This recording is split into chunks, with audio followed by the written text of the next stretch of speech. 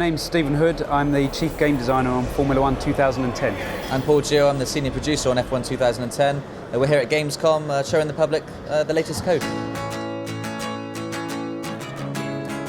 Surprisingly, for a licensed game, there's certain things that people come to expect from Formula 1 titles. You're going to have all the tracks, you're going to have the drivers and the cars and that kind of stuff. But Codemasters is quite rightly saying have a completely different presentation style. They're far more involved in actually being in the game world rather than just interacting with some menus and going to the next event.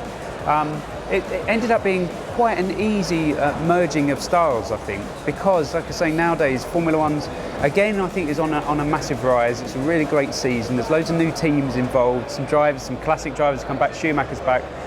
This world that goes on around it now is a perfect fit for us. We're always watching the 2010 season going, well, I don't think we could have launched in a better year, really. It's really come together for us. I think because we had such a clear game vision as well, be the driver, live the life, it allowed us to easily filter down the game features, you know, that immediately eliminated TV commentary, the TV style OSD. We wanted you to experience your own race, your own team's objectives, the race engineer, something that makes you feel like the superstar rather than sort of a car as a part of the TV show. So I think it was a very clear design decision.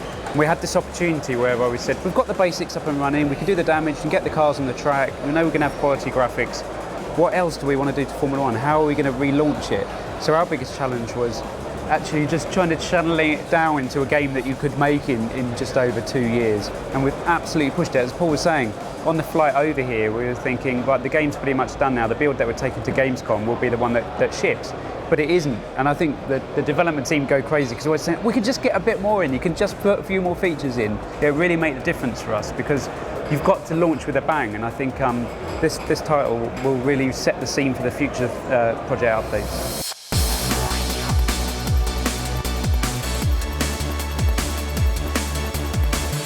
Weather's such a huge thing in a season, an F1 season.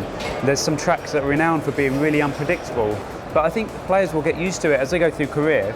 We've modelled it based on the proper weather patterns for each of the locations. So when you're in Bahrain, you're not going to see any rain. You can pretty much expect what you're going to be getting at that circuit. But the better players will start to recognise the changes in patterns. So you'll be able to see the clouds changing. Maybe there's a few spots of rain. You might hear from your race engineer giving you some instructions. Maybe an early call that we could pit now and get ahead of the expected rush later on. Mixes that race up, and I wish more racing games would do the weather system. So hopefully this will give them that G up, but we're already ahead of them now.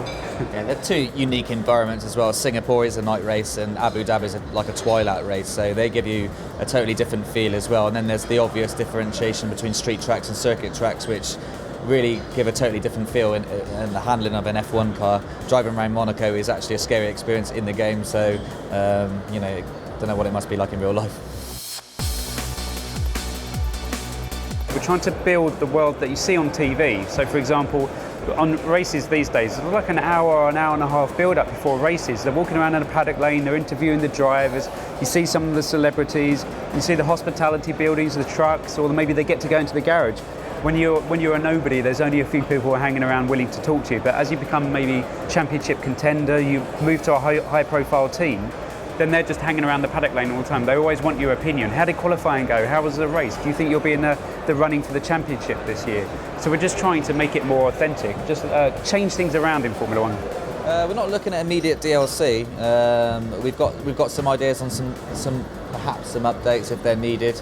But really, the design team have focused on F1 2011, you know, and it's not been, I mean, it's sort of formed in the background from when you're getting your features in there, and so much stuff was implemented in this game and maybe didn't quite make the cut this time round in terms of it was left on paper. Some things are fairly well prototyped and advanced through, but we just didn't take the risk to stuck them in at the last stage, so it's full steam ahead on the next one once this one's on the shelves.